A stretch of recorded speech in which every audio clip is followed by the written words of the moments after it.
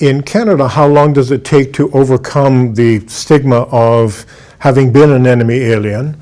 I think probably as long as it takes the 500,000 Italians to arrive here after the Second World War.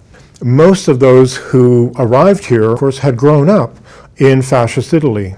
They knew no Italy other than that Italy that Benito Mussolini had created and in which they had been schooled, employed, and all these other things. That they had never been enemy aliens.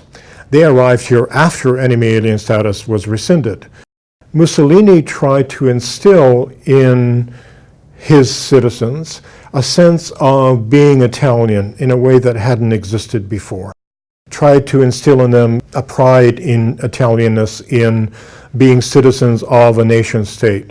So I think those who came after the Second World War came with that attitude. They were not quite as leery of associating themselves with that Italy that they had left behind. In addition, there are Italians who have been here before the Second World War. Many, of course, in the interwar generation were second generation now Italian Canadians. They weren't, in fact, Italian born.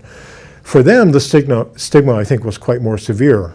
And for many of them, the result of having been labeled as enemy aliens was not an easy one to escape from or to put behind them.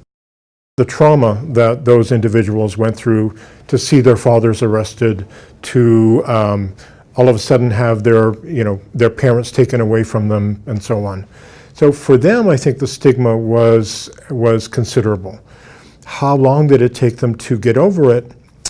I think watching the success of those who came after them and in part participating in that success, because really Italian immigration to this country is a success story. I mean, to go from that challenging environment in Italy and arrive here and build the life for themselves that they were able to build, I think in interesting ways that may have contributed to doing away with the stigma that second generation or the interwar generation might have experienced.